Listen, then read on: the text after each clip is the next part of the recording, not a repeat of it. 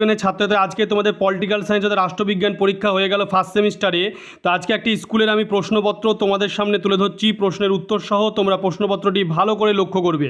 Class 11 semester 1 2024 set B, political science রাষ্ট্রবিজ্ঞান, full marks 40, 1 ঘন্টা 15 minute সময়। তোমরা দেখতে পাচ্ছ 40টি প্রশ্ন এবং প্রতিটি প্রশ্নের মান 1 বাধ্যতামূলক। প্রথম যে প্রশ্নটি রয়েছে এক দাগে, স্বাধীন ভারতের প্রথম অধ্যক্ষ হলেন, 4টি অপশান, সর্দার বল্লভভাই প্যাটেল, সুকুমার সেন, ডক্টর রাজেন্দ্র প্রসাদ না জিভি মভলঙ্কর। 4টে অপশান রয়েছে, উত্তর হবে তোমার জিভি মভলঙ্কর। এরপরে নেক্সট যে প্রশ্ন হচ্ছে 2 দাগে, ভারতীয় সংবিধানকে আধা যুক্তরাষ্ট্র বলে অভিহিত করেছেন বি.এন. রাও, দুর্গাদাস বসু, কে.সি. হোয়ার না কে.এম. পানিকর। 4টে অপশান রয়েছে, উত্তর হবে তোমার কে.সি. হোয়ার। এরপরে নেক্সট যে 3 দাগে প্রশ্ন হয়েছে, রাষ্ট্রের সর্বাপেক্ষা গুরুত্বপূর্ণ বৈশিষ্ট্য হলো সরকার না জনসমষ্টি না সার্বভৌমত্ব না নির্দিষ্ট ভূখণ্ড। এই 4টি প্রশ্নের অপশনের ভিতরে উত্তর হবে সি, সার্বভৌমত্ব। এরপরে তোমরা দেখতে পাচ্ছ 4 দাগে, ভারতীয় নাগরিকতা সম্পর্কে আলোচনা করা হয়েছে ভারতীয় সংবিধানের 6 থেকে 10 নম্বর ধারা, 5 থেকে 10 নম্বর ধারা না 5 থেকে 11 নম্বর ধারা না 5 থেকে 15 নম্বর ধারা। এই 4টে অপশনের ভেতরে উত্তর হবে তোমার 4 দাগে যে প্রশ্ন, সেই প্রশ্নের উত্তর হবে সি, 5 থেকে 11 নম্বর ধারা। এরপরে নেক্সট যে প্রশ্ন পাচ্ছ 5 দাগে, লিখিত সংবিধান রক্ষা করার দায়িত্ব কার ওপরে ন্যস্ত? আইন বিভাগ, বিচার বিভাগ না সামরিক বিভাগ না শাসন বিভাগ। এই 4টে অপশনের ভেতরে উত্তর হবে আইন বিভাগ। এরপরে নেক্সট যে প্রশ্ন রয়েছে তোমার, পলিটিক্স গ্রন্থটির রচয়িতাকে ল্যাস্কি না অ্যারিস্টটল না গ্রিন না প্লেটো। 4টে অপশান রয়েছে, এই 4টে অপশনের ভেতরে উত্তর হবে তোমার কি, পলিটিক্স গ্রন্থের রচয়িতা হচ্ছে অ্যারিস্টটল। এরপরে হচ্ছে 7 দাগে, রাষ্ট্রের একটি অপরিহার্য উপাদান হলো রাজনৈতিক দল না সরকার না স্বার্থগোষ্ঠী না অরাজনৈতিক দল। এই 4টে অপশনের ভেতরে উত্তর হবে সরকার। এরপরে যে 8 দাগের প্রশ্ন হয়েছে, ভারতের গণপরিষদের সভাপতি ছিলেন বল্লভভাই প্যাটেল না বি.এন. রাও না রাজেন্দ্র প্রসাদ না আম্বেদকর। এই 4টে অপশনের ভেতরে উত্তর হবে রাজেন্দ্র প্রসাদ।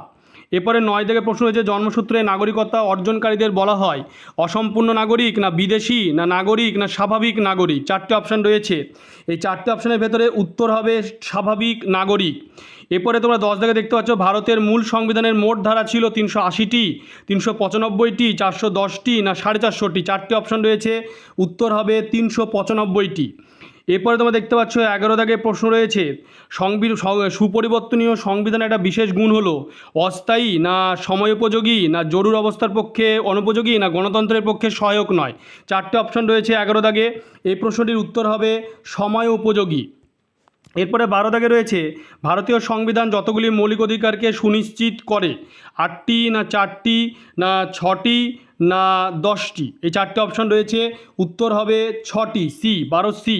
13 নাগরিকতা বিলোপের কারণ, বিদেশে ঘুরতে যাওয়া, অর্থনৈতিকভাবে পিছিয়ে পড়া না ভোটদানে অংশগ্রহণ না করা না অন্য রাষ্ট্রের নাগরিকত্ব গ্রহণ করা। 4টে অপশান রয়েছে, উত্তর হবে অন্য রাষ্ট্রের নাগরিকত্ব গ্রহণ করা।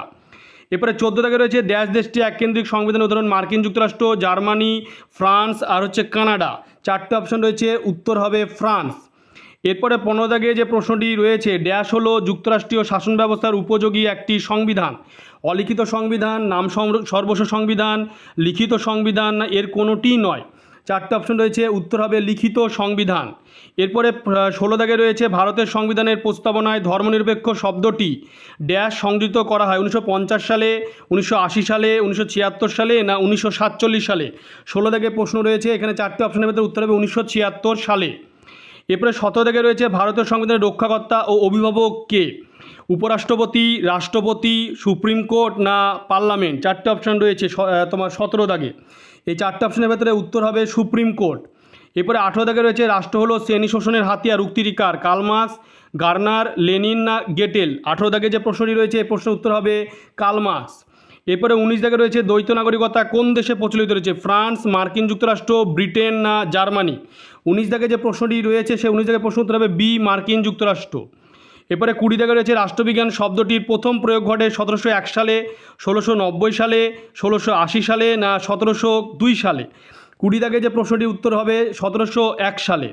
এরপরে 21 দাগে রয়েছে, দুষ্পরিবর্তনীয় সংবিধান রয়েছে ব্রিটেন না ভারত না মার্কিন যুক্তরাষ্ট্র না সুইজারল্যান্ড। 4টে অপশন রয়েছে, এই 4টে অপশনের ভেতরে উত্তর হবে ভারতে, ভারতে উত্তর হবে।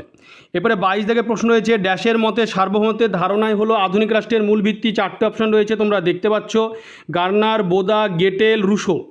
23 রয়েছে সিটিজেন হলো একটি ড্যাশ শব্দ, ইংরাজি, ফরাসি, লাতিন না গ্রিক। 24 রয়েছে নাগরিকতা সম্পর্কে প্রথম ধারণা গড়ে ওঠে প্রাচীন রোমে না ইতালি না প্রাচীন গ্রিস না জাপান। এইসব প্রশ্নের উত্তরগুলি আমি আমার চ্যানেল কমিউনিটিতে করে দেবো 22 থেকে, তোমরা উত্তরগুলি দেখে নেবে।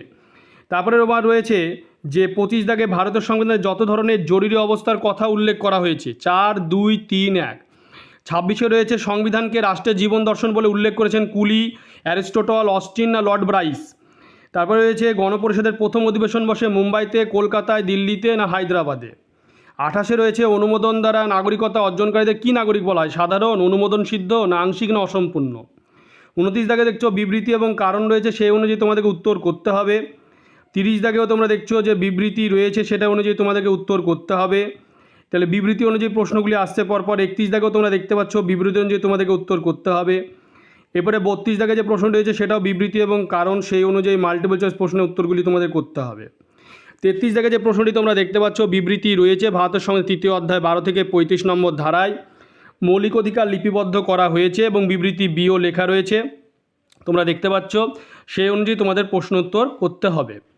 এরপরে যে 34 নম্বরে তোমরা দেখতে পাচ্ছ প্রশ্নটি, যে স্তম্ভ এ এবং স্তম্ভ বি, এখানে দেখতে পাচ্ছ উপযোগিতাবাদ, সাধারণ ইচ্ছা, মার্ক্সবাদ, নয়া উদারনীতিবাদ লেখা রয়েছে এবং এদিকে রয়েছে Jeremy Bentham, Karl Marx, Rousseau, Robert Nozick, সেই অনুযায়ী উত্তর করতে হবে।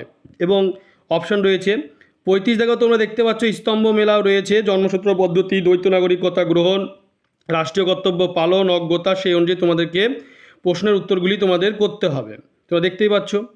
এরপরে তোমরা দেখতে পাচ্ছ যে 36 দাগে যে প্রশ্নটি রয়েছে সেটাও স্তম্ভ মেলানো, পরপর দেখতে পাচ্ছ, ন্যায় বিচার, স্বাধীনতা, সমতা, সৌভ্রাতৃত্ব, সেই অনুযায়ী তোমাদেরকে সাজিয়ে স্তম্ভ মেলাওটি করতে হবে।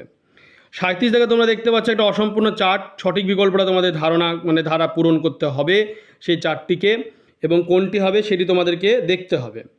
এরপরে 38 তোমরা দেখতে পাচ্ছ সংসদে বিল পাস, উভয় কক্ষে বিল পাস, রাজ্যগুলি আইনসভার অনুমোদন, রাষ্ট্রপতির সম্মতি। কি সুন্দর করে প্রশ্নের প্যাটার্নগুলি তোমরা একটু ভালো করে লক্ষ্য করলেই বুঝতে পারবে যে প্রশ্নগুলি কেমন টাইপের আসছে। তোমরা দেখতে পাচ্ছ এরপরে যে 39 দাগে যে প্রশ্নটি রয়েছে, যুদ্ধকালীন পরিস্থিতি বা জাতীয় জরুরি অবস্থায় ঘোষিত হলে ভারতের রাষ্ট্রপতি সংবিধানের 3য় অধ্যায় বর্ণিত নাগরিকদের ওয়াই স্থগিত রাখতে পারে। এই যে ওয়াই, এটা নাগরিকদের কী অধিকার বা কী কর্তব্য।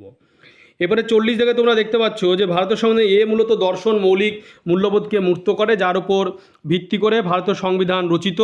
এর কোনো আইনগত গুরুত্ব নেই, একটা সংবিধানের মূল অংশের অন্তর্ভুক্ত নয়, তবে এর ব্যবহারিক গুরুত্ব অপরিসীম। এটি মার্কিন সংবিধান অনুকরণ ভারতের সংবিধানে গৃহীত হয়েছে। ওপরের বর্ণিত যে এ, সেটা কি, এ মূলত দর্শন যেটা হবে সেটা কী জিনিস, সেটা তোমাদের 4টে অপশান থেকে খুঁজে বের করতে হবে। তোমরা ভিডিওটি বেশি করে শেয়ার করবে, চ্যানেলটিকে অবশ্যই সাবস্ক্রাইব করে পাশে থাকা বেল তোমরা প্রেস করবে, যাতে পরবর্তী ভিডিওর নোটিফিকেশান তোমাদের কাছে পৌঁছে যায়। এবং এই যে 22 থেকে যে পরের যে প্রশ্ন উত্তর 40 পর্যন্ত, সেটি আমি আমার চ্যানেল কমেন্টিতে করে দেবো, তোমরা উত্তরগুলি দেখে নেবে।